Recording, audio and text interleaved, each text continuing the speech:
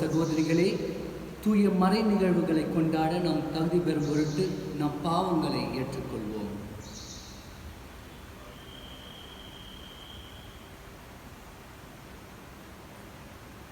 எல்லாம் வல்ல இறைவனிடமும் சகோதர சகோதரிகளே, உங்களிடமும் நான் பாவியனை ஏற்றுக்கொள்கிறேன்.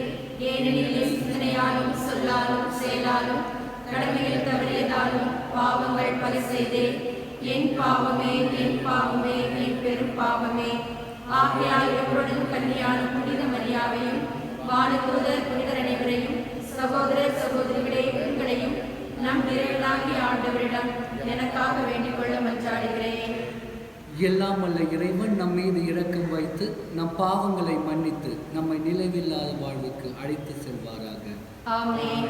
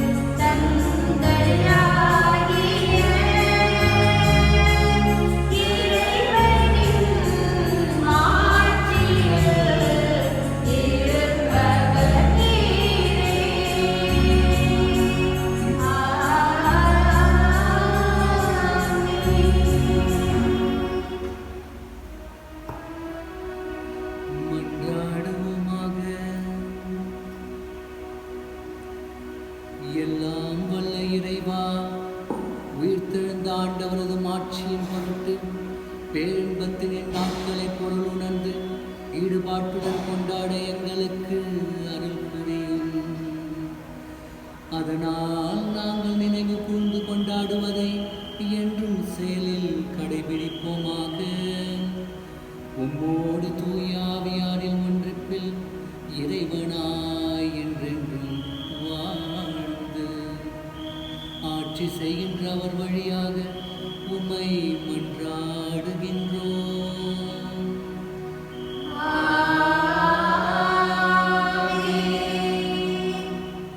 முதல் வாசகம். சமாரியர் மீது கைகளை வைக்கவே அவர்கள் தூய ஆவியை பெற்றார்கள். திருத்தூதர் பணிகள் நூலிலிருந்து வாசகம். அதிகாரம் 8, இறை வார்த்தைகள் 5 முதல் 8 மற்றும் 14 முதல் 17 முடிய. அந்நாட்களில் பிலிப்பு சமாரியா நகர் சென்று அங்குள்ள மக்களுக்கு மெசியாவை பற்றி அறிவித்தார். பிலிப்பு சொன்னவற்றை கேட்டும் அவர் செய்த அரும் அடையாளங்களை கண்டும் வந்த திரளான மக்கள் ஒரு மனத்தோடு அவருக்கு செவி சாய்த்தனர்.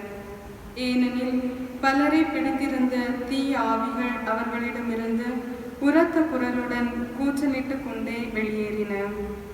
முடக்குவாதமுற்றோர், கால் ஊனமுற்றோர் பலரும் குணம் பெற்றனர். இதனால் அந்நகரில் பெரும் மகிழ்ச்சி உண்டாயிற்று.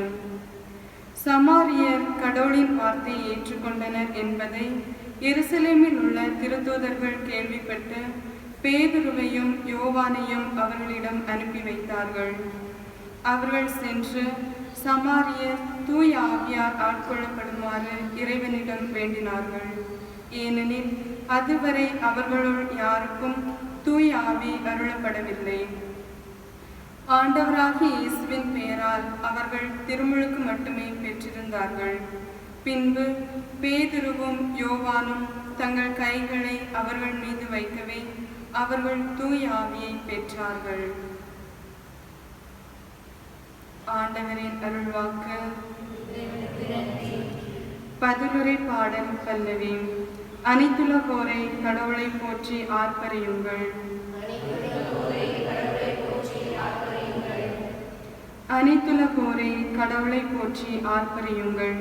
அவரது பெயரின் மாட்சியை புகழ்ந்து பாடுங்கள். அவரது புகழை மேன்மைப்படுத்துங்கள். கடவுளை நோக்கி உம் செயல்கள் எவ்வளவு அஞ்சத்தக்கவை என்று சொல்லுங்கள். உங்கள் பதில். அனைத்துலகோர் உம்மை பணிந்திடுவர். அவர்கள் உம் புகழ் பாடிடுவர். உம் பெயரை புகழ்ந்து பாடிடுவர் என்று சொல்லுங்கள். வாரீர், கடவுளின் செயல்களை பாரீர். அவர் மானிடரிடையே ஆற்றி வரும் செயல்கள் அஞ்சுதற்கு உரியவை. பல்லவி. கடலை உலர்ந்த தரையாக அவர் மாற்றினார். ஆற்றை அவர்கள் நடந்து கடந்தார்கள். அங்கே அவரில் நாம் அகமகிழ்ந்தோம். அவர் தமது வலிமையால் என்றென்றும் அரசாள்கிறார். பல்லவி. கடவுளுக்கு அஞ்சி நடப்போரை அனைவரும் வாரீர், கேளீர். அவர் எனக்கு செய்ததனை எடுத்துரைப்பேன். என் மன்றாட்டை புறக்கணியாத கடவுள் போற்றி. தம் பேரன்பை என்னிடமிருந்து நீக்காத இறைவன் போற்றி. பல்லவி.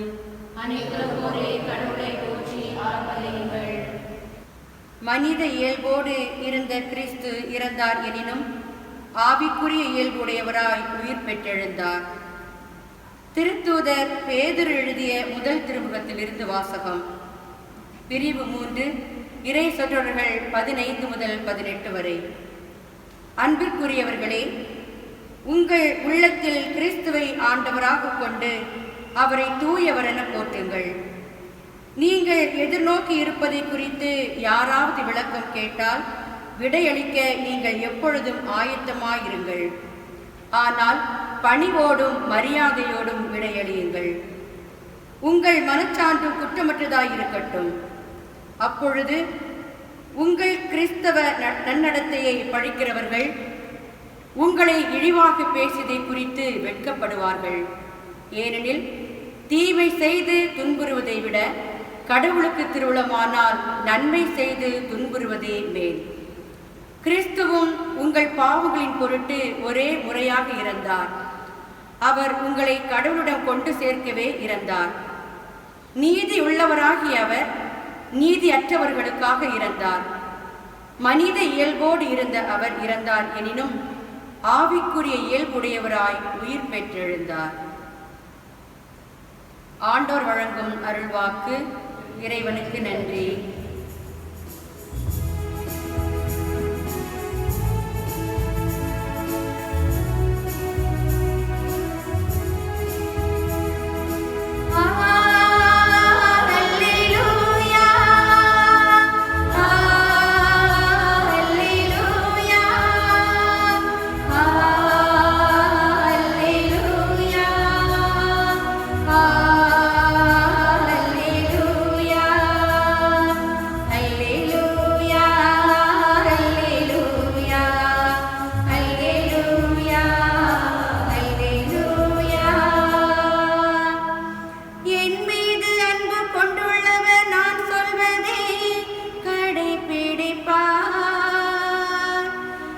தந்தையும் அவர் மீது அன்பு கொள்வார்.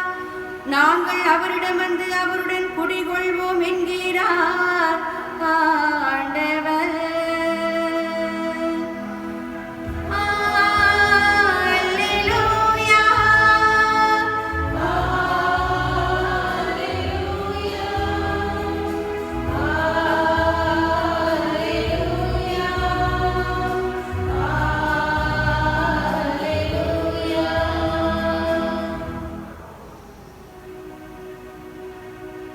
ஆண்டவர் உங்களோடு இருப்பாராக.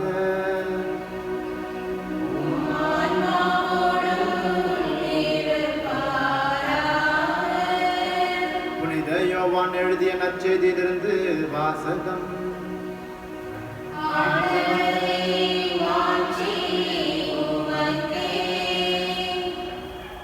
அதிகாரம் 14, இறைவார்த்தைகள் 15 முதல் 21 முடிய. அக்காலத்தில் இயேசு தம் சீடரை நோக்கி கூறியது: நீங்கள் என் மீது அன்பு கொண்டிருந்தால் என் கட்டளைகளை கடைபிடிப்பீர்கள். உங்களோடு என்றும் இருக்கும்படி மற்றொரு துணையாளரை உங்களுக்கு தருமாறு நான் தந்தையிடம் கேட்பேன்.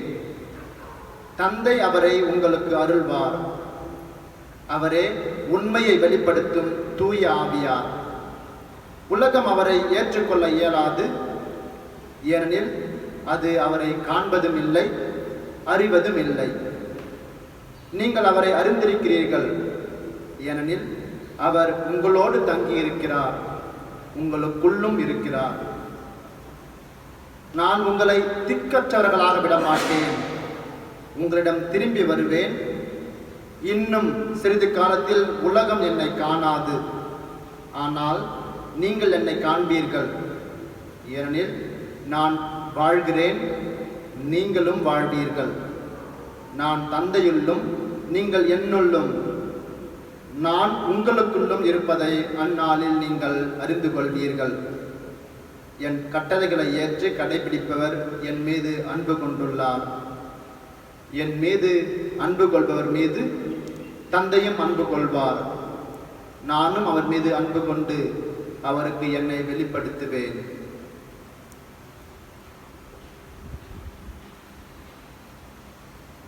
ஆண்டவரின் அருள்வாக்கு.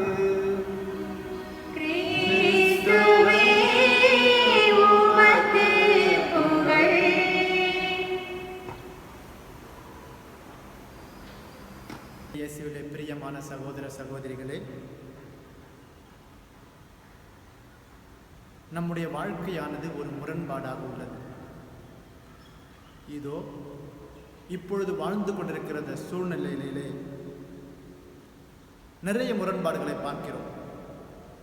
உதாரணமாக, பெரிய கட்டிடங்கள் இருக்கின்றன, ஆனால் சிறிய உள்ளங்கள்; அகன்ற பாதைகள், ஆனால் குறுகலான கண்ணோட்டங்கள்; பெரிய வீடுகள் இருக்கின்றன, ஆனால் சிறிய குடும்பம்; அதிகமான பகுத்தறிவு இருக்கிறது, ஆனால் குறைவான நீதி நிலைநிறுத்தப்படுகிறது. அளவுக்கு அதிகமான மருந்துகள் இருக்கின்றன, ஆனால் குறைவான உடல்நலம் இருக்கிறது. நிறைய சொத்துக்கள் இருக்கின்றன, ஆனால் குறைவான மதிப்பீடுகள் இருக்கிறது. அதிகம் பேசுகிறோம், ஆனால் குறைவாக அன்பு காட்டுகிறோம். இப்படி நம்முடைய வாழ்விலே பலவிதமான முரண்பாடுகளை நாம் சந்தித்து கொண்டுதான் இருக்கிறோம். இப்படிப்பட்ட ஒரு முரண்பாடைத்தான் இன்றைய நற்செய்தியிலே இயேசுனுடைய சீடருடைய வாழ்விலே இருக்கிறது. அதோ இயேசுனுடைய சீடருடைய வாழ்விலே ஒரு விதமான முரண்பாடு இருக்கிறது.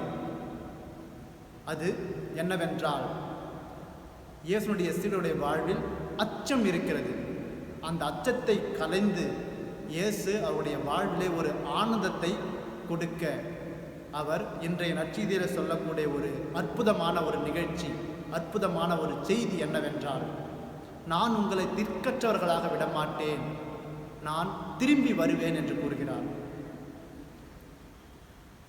இயேசுடைய சீடர்களுடைய வாழ்வில் ஏன் அச்சம் இருந்தது என்று பார்த்தோம் என்றால், இயேசுவின் சீடர்கள் வாழ்வில் அச்சம் இருந்தது. அதனை ஏன் நான் ஒரு முரண்பாடாக கருதுகிறேன் என்றால், சீடர்கள் இயேசுவோடு 3 ஆண்டு காலமாக இருந்தார்கள். அவர்களோடு பேசினார்கள், உணவு உண்டார்கள், நடந்தார்கள், இயேசு கற்பித்த நற்செய்தியை கேட்டார்கள், இயேசு செய்த அருமடையாளங்களை கண்கூடாக பார்த்தார்கள்.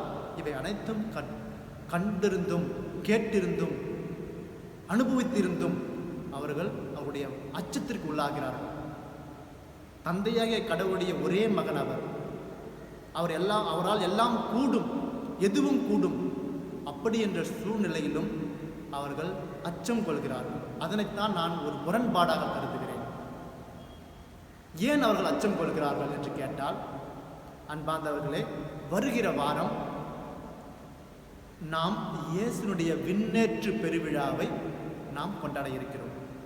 அதாவது இயேசு இந்த உலகத்திலே வாழ்ந்து இந்த மண்ணகத்தை விட்டு விண்ணகத்திற்கு செல்ல இருக்கிறார். தந்தையாகிய கடவுளிடம் செல்ல இருக்கிறார். அதனால் தான் நற்செய்தியிலே பல இடங்களில் நாம் படிக்கிறோம், இன்னும் சிறிது காலமே என்னை பார்ப்பீர்கள், நான் உங்களை விட்டு சென்று தந்தையிடம் போய் உங்களுக்கு இடம் ஏற்பாடு செய்வேன், சிறிது காலம் பார்ப்பீர்கள், சிறிது காலம் என்னை பார்க்க மாட்டீர்கள் என்று அடிக்கடி நாம் பார்க்கிறோம். அதனால் இயேசுனுடைய சீடர்களுடைய வாழ்விலே அவர்களுக்கு அச்சம் இருக்கிறது, கலக்கம் இருக்கிறது. அந்த முரண்பாடு அவருடைய வாழ்விலே நுழைகிறது. ஆக அந்த முரண்பாடை களைய இயேசு சொல்லக்கூடிய ஒரு ஆறுதலான செய்தி, நான் உங்களை திக்கற்றவர்களாக விடமாட்டேன் என்று கூறுகிறார். நான் திரும்பவும் வருவேன் என்று கூறுகிறார். அன்பார்ந்தவர்களே, அதனை சொல்லி அவர்களுக்கு தூய ஆவியானவரை ஒரு கொடையாக, அமைதியை அளிப்பவராக, ஒரு துணையாளராக அவர்களுக்கு கொடுக்கிறார். திக்கற்றவர்களாக விடமாட்டேன் அப்படி என்று சொல்கிற பொழுது, அன்பார்ந்தவர்களே, இந்த ஒரு வசனமானது ஆங்கிலத்திலே நான் எப்படி சொல்வார்கள் என்று எப்படி மொழிபெயர்த்துள்ளார்கள் என்று பார்த்தோம் என்றால், I will not leave you orphans அப்படி என்று மொழிபெயர்த்துள்ளார்கள். திக்கு அற்றவர்கள் அப்படி என்றால், திக்கு என்றால் திசை, திசை அற்றவர்கள் என்பது பொருள். ஆங்கிலத்தில் I will not leave you orphans அப்படி என்றால், ஆர்ஃபன்ஸ் அப்படி என்றால் யார்? பொதுவாக நம்முடைய வாழ்க்கையிலே பார்க்கிற பொழுது ஆர்ஃபன்ஸ் யார் என்பது கேட்டால், பொதுவாக பெற்றோர்கள் இல்லாதவர்கள். அப்படி பார்க்கிற பொழுது நம்முடைய வாழ்விலே குழந்தைகளுக்கு பெற்றோர்கள் தான் திசையை காட்டுகிறார்கள்.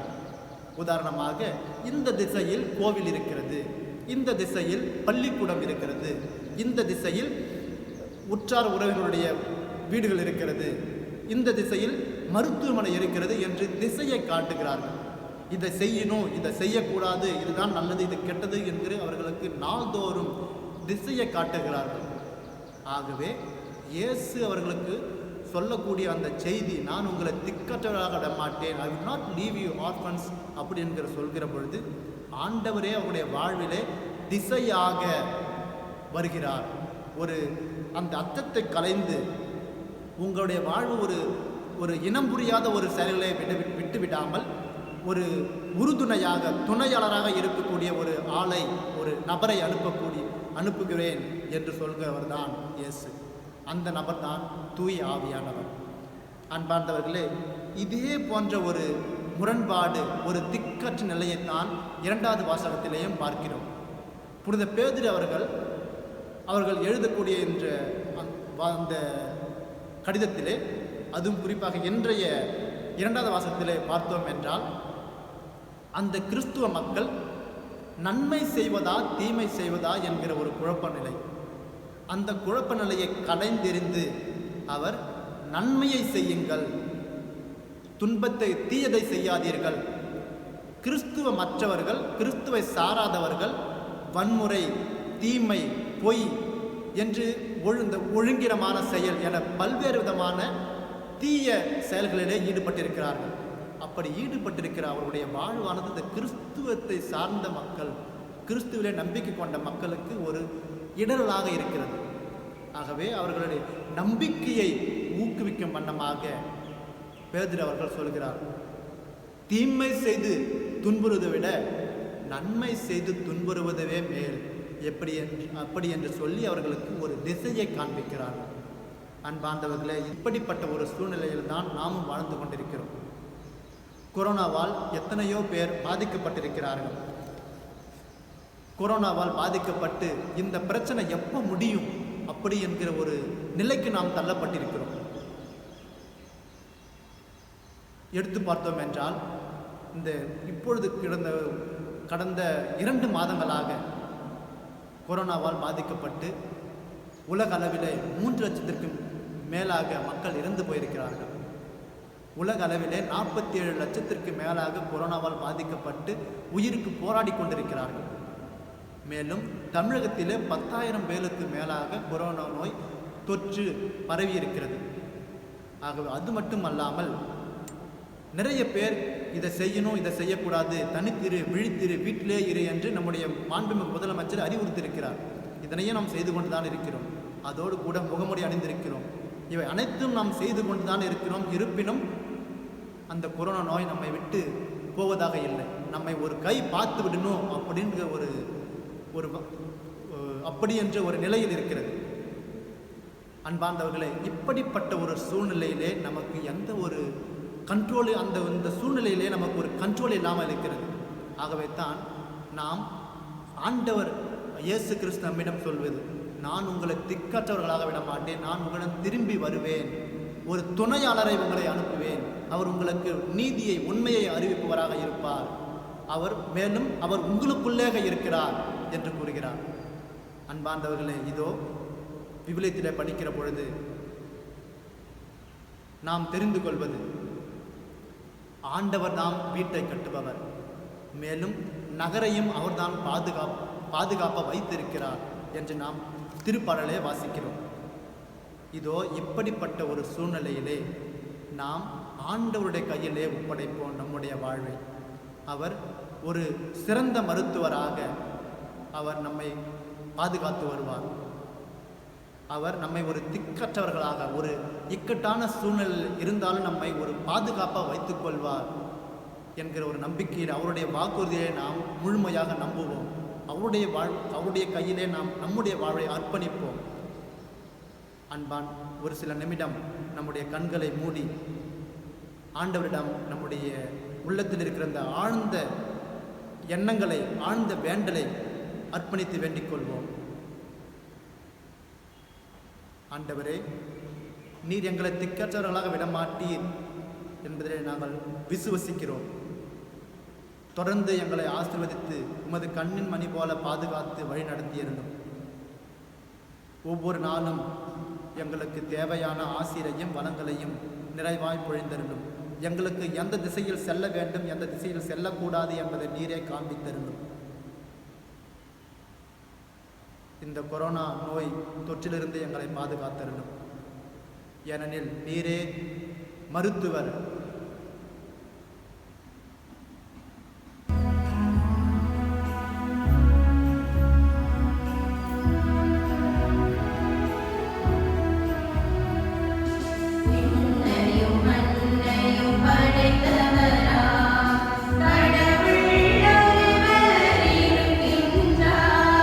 தந்தை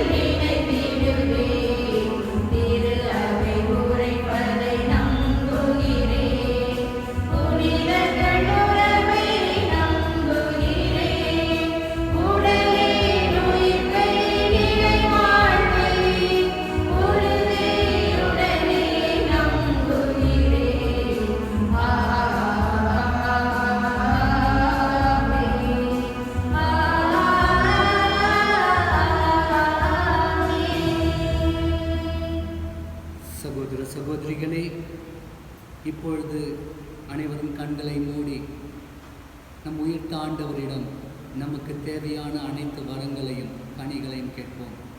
குறிப்பாக நமது திருத்தந்தை பிரான்சிஸ்காகவும் அனைத்து ஆயர்களுக்காகவும் குருக்களுக்காகவும் சகோதர சகோதரிகளுக்காகவும் மற்றும் அனைத்து இறை மக்களுக்காகவும் ஜெபிப்போம். அவர்களுக்கு தேவையான அனைத்து நலன்களையும் உயிர்த்த ஆண்டவர் தருவார் என்று நம்பி அவரிடம் விசுவாசம் கொள்வோம். தொடர்ந்து இந்த கொரோனாவால் பாதிக்கப்படும் அனைத்து மக்களுக்காகவும் ஜெபிப்போம்.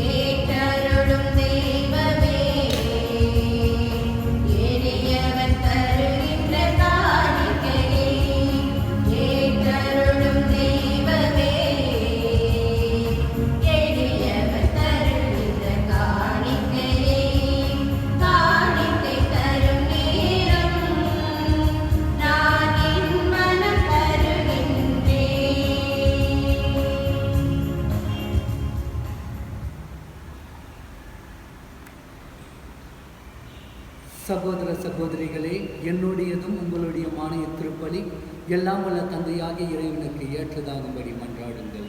ஆண்டவர் தம் பெயரின் புகழ்ச்சிக்காகவும் மாட்சிக்காகவும் நமது நன்மைக்காகவும் புனித திரு அவை அனைத்தின் நலனுக்காகவும் உமது கையில் இறைவனை ஏற்றுக்கொள்வாராக.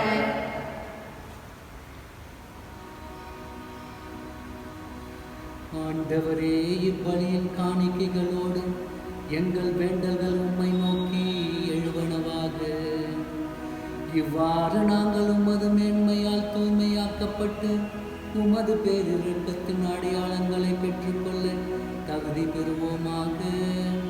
எங்கள் ஆண்டவராகிய கிறிஸ்து வழியாக உம்மை மன்றாடுகின்றோம்.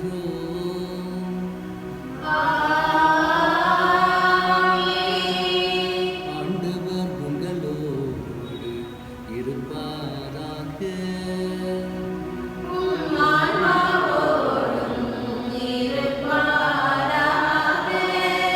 இதயங்களை மேலே எழுப்புங்கள்.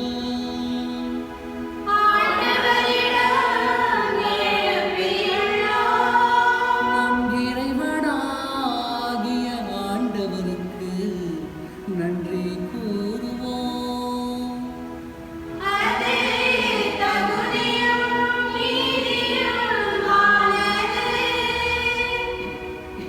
ஆண்டவரே, எக்காலத்திலும் உம்மை புகழ்ந்தெடுத்துவதும் எல்லாவற்றிற்கும் மேலாக எங்கள் பாஸ்காவாகிய கிறிஸ்து பலியான இச்சிறப்பான காலத்தில் உம்மை இன்னும் மிகுதியாக வாழ்த்தி போற்றுவதும் மெய்யாகவே தகுதியும் நீதியுமாகும்.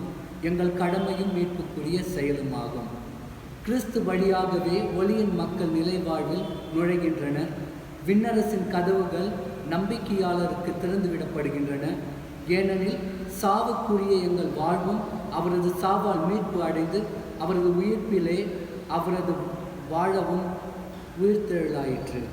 ஆகவே பாஸ்கா மகிழ்ச்சி பொங்க அனைத்துலகத்தின் மாந்தர் அனைவரும் அக்களிக்கின்றனர். அவ்வாறே ஆற்றல் மிக்கோரும் அதிகாரம் கொண்ட தூதர்களும் உமது மாட்சியை புகழ்ந்து பாடி முடிவின்றி சொல்வதாவது: தூயவர் தூயவர் தூயவர், வான்படைகளின் கடவுளாம் ஆண்டவர்.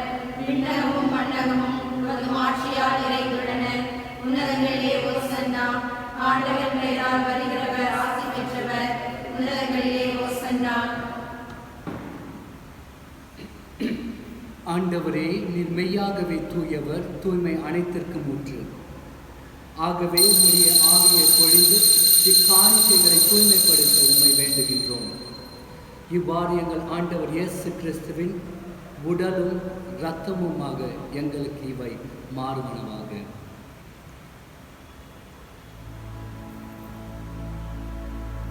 அவர் தம்மை கையளித்த போது அப்பத்தை எடுத்து நன்றி செலுத்தி அதை பிட்டு தம் சீடர்களுக்கு அளித்து கூறியதாவது, அனைவரும் இதிலிருந்து பெற்று உண்ணுங்கள், ஏனெனில் இது உங்களுக்காக கையளிக்கப்படும் என் உடல்.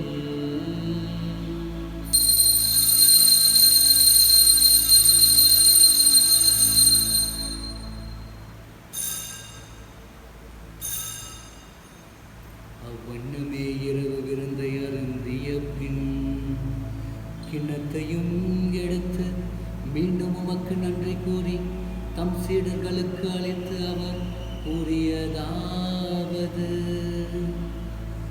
அனைவரும் இதிலிருந்து பெற்று பருகுங்கள், ஏனெனில் இது புதிய நிலையான உடன்படிக்கை கூறிய என் இரத்தத்தின் கிண்ணம். இது பாவ மன்னிப்புக்கென்று உங்களுக்காகவும் பலருக்காகவும் சிந்தப்படும்.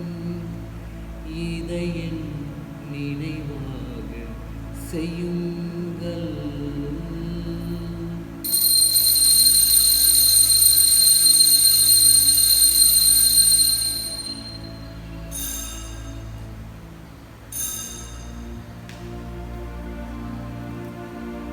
நம்பிக்கையின் மறைபொருள்.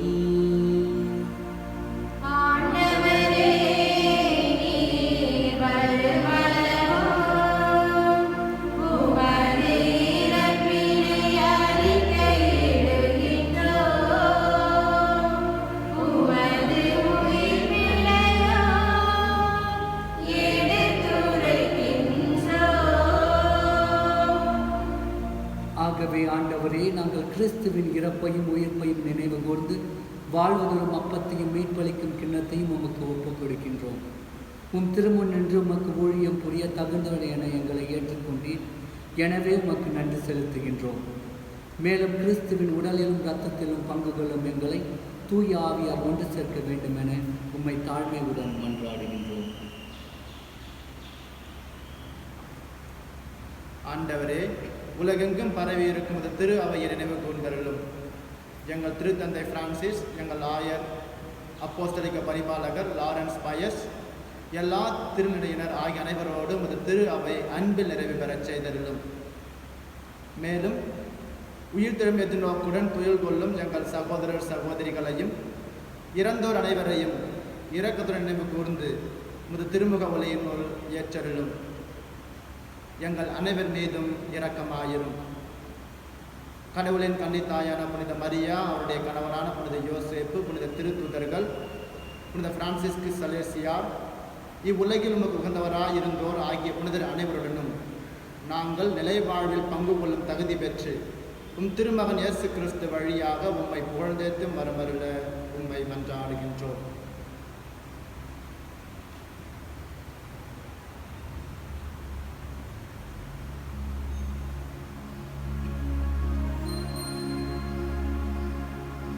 இவர் வழியாக இவரோடு இவரில் எல்லாம் வல்ல இறைவனாகிய தந்தையே, தூய ஆவியாரின் ஒன்றத்தில் எல்லா புகழும் மாட்சியும் என்றென்றும் உமக்கு உரியதே.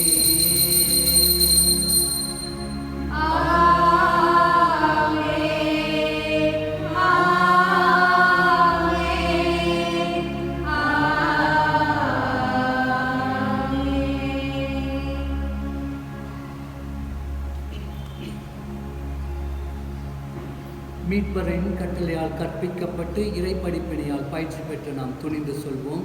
விண்ணுலகில் இருக்கிற எங்கள் தந்தையே, உமது பெயர் தூயதென போற்றப் பெறுக. உமது ஆட்சி வருக. உமது திருவுளம் விண்ணுலகில் நிறைவேறுவது போல மண்ணுலகிலும் நிறைவேறுக. எங்கள் அன்றாட உணவை இன்று எங்களுக்கு தாரும். எங்களுக்கு எதிராக குற்றம் செய்தோரை நாங்கள் மன்னிப்பது போல எங்கள் குற்றங்களை மன்னியும். எங்களை சோதனைக்கு உட்படுத்தாதேயும், தீமையிலிருந்து எங்களை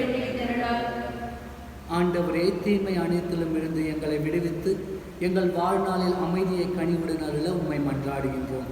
உமது இரக்கத்தின் உதவியால் நாங்கள் பாவத்திலும் இருந்து எப்பொழுதும் விடுதலை பெற்று யாதொரு கலக்கமும் இன்றி நலமாயிருப்போமாக. நாங்கள் எதிர்நோக்கி இருக்கும் பேரின்பத்திற்காகவும் என் மீட்பராகிய இயேசு கிறிஸ்துவின் வருகைக்காகவும் காத்திருக்கின்றோம். ஏனெனில் ஆட்சியும் வல்லமையும் மாட்சியும் என்றென்றும் உமதே. ஆண்டவரே இயேசு கிறிஸ்துவே, அமைதியை உங்களுக்கு விட்டு செல்கின்றேன், என் அமைதியையே உங்களுக்கு அளிக்கின்றேன் என்று உம் திருத்துதர்களுக்கு மொழிந்தீரே. எங்கள் பாவங்களை பாராமல் உமது திரு அவையின் நம்பிக்கையை கண்ணோக்கி உமது திருவுள்ளத்திற்கு ஏற்ப அதற்கு அமைதியும் ஒற்றுமையும் அருள்வீராக. என்றென்று வாழ்ந்து ஆட்சி செய்கின்றவர் நீரே. ஆமென். ஆண்டவருடைய அமைதி உங்களோடு என்றும் இருப்பதாக. உம் ஆன்மாவோடும் இருப்பதாக. ஒருவருக்கொருவர் அமைதியை பகிர்ந்து கொள்வோம். உலகின் பாவங்களை போக்கும் இறைவனின் செம்மறியே, எங்கள் மேல் இரக்கமாயிரம். உலகின் பாவங்களை போக்கும் இறைவனின் செம்மறியே, எங்கள் மேல் இரக்கமாயிரம். உலகின் பாவங்களை போக்கும் இறைவனின் செம்மறியே, எங்களுக்கு அமைதி அளித்திரளாம்.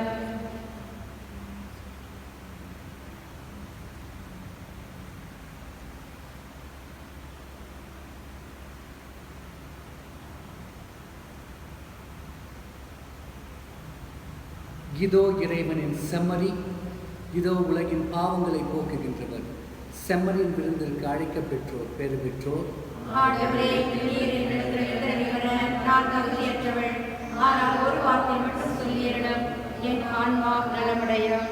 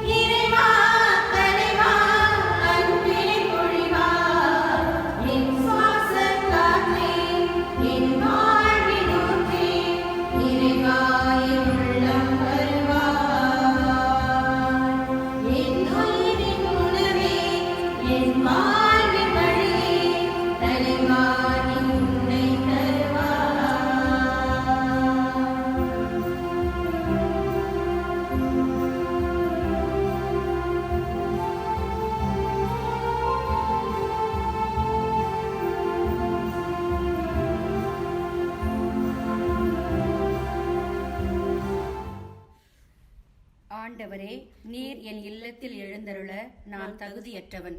ஆனால் ஒரு வார்த்தை மட்டும் சொல்லியருளும் என்று நூற்றுவர் தலைவர் ஜெபித்தது போல நாங்களும் இப்போது உம் திருப்பாதம் பணிந்து வேண்டுகிறோம். இனிய இயேசுவே, நாங்கள் தகுதியற்றவர்களாயிருந்தாலும் எங்கள் தகுதியின்மையை பாராமல் நீர் எங்கள் உள்ளங்களில் எழுந்து வாரும்.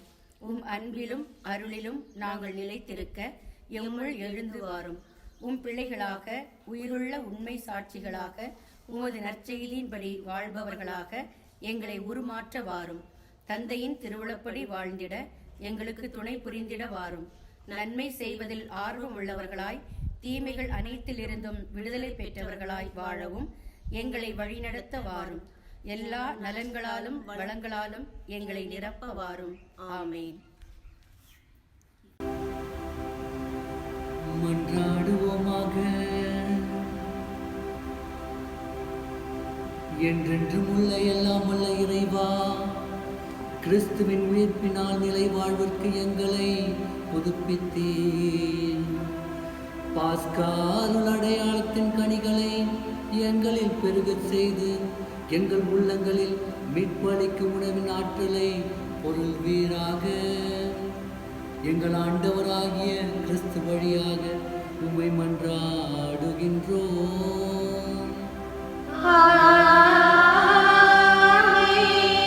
ஆண்டவர் உங்களோடு இருப்பாராக.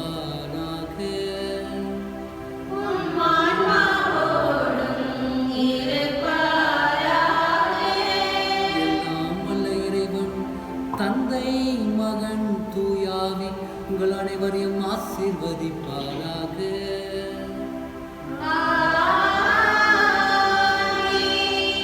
சென்று வாருங்கள், திருப்பலி நிறைவேறிற்று.